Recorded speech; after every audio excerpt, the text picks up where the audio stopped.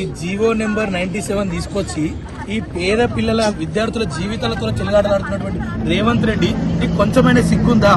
పేద పిల్లలు పేద విద్యార్థులు పాలిటెక్నిక్ చేసుకొని వాళ్ళ హైయర్ ఎడ్యుకేషన్ కోసం బీటెక్ అవి చేసుకుందామని వాళ్ళు అనుకుంటే వాళ్ళ జీవితంతో ఆటలాడుకుంటా చెలగాటతో ఆటలాడుకుంటా వాళ్ళ జీవితాలలో మొత్తం మన్ను పోస్తా ఉన్నాం. ఈ రేవంత్ రెడ్డి ఈ 97 జీవో నెంబర్ 97 దేనికి పనికొస్తా నేను అడుగుతా ఉన్నా. ఈ శక్తి సుక్తికి తప్ప దేనికి పనికొస్తా నేను అడుగుతా ఉన్నా.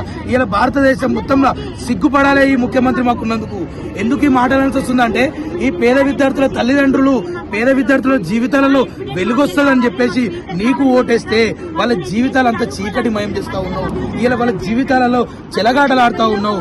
వాళ్ళను ఇక్కడనే ఈ కూలి పనులకు కార్మికులకు దానికే చదువుకొని పనిచేసేటట్టు వాళ్ళని ఆడిపిస్తా ఉన్నావు తప్ప ఈ జీవో నెంబర్ 97 తీసుకొచ్చి వాళ్ళకి పనికొచ్చింది ఏమీ లేదు. వాళ్ళు చూడండి ఎంతమంది విద్యార్థులు రోడ్డు ఎక్కిరు. వీళ్ళు స్వచ్ఛందంగా వీళ్ళు వచ్చి తప్ప మేము ఎవరిని కూడా తీసుకురాలే. మా విద్యార్థి విభాగం భారత రాష్ట్ర సమితి విద్యార్థి విభాగం వాళ్ళకు సపోర్ట్ గానే వచ్చింది తప్ప వాళ్ళని ఎవరిని కూడా రోడ్ మీకు తీసుకురాలే. వాళ్ళకంటే వాళ్ళు ఎందుకు వచ్చిరంటే వాళ్ళ జీవితాలు నాశనం అయిపోతా ఉన్నాయి.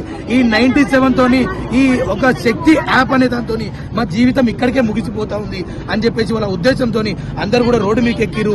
ఒకటి గుర్తుపెట్టుకోవాలి, రేవంత్ రెడ్డి పేద విద్యార్థులతో జీవితాలతో చెలగాడలాడితే రేపు నేను నడి రోడ్డు మీద ఎక్కడ కనబడితే అక్కడ ఇదే విద్యార్థులను చీల్చి చెన్నాడతారు. జాగ్రత్త అని గుర్తుపెట్టుకోవాలని చెప్పి తెలియజేస్తా ఉన్నాం.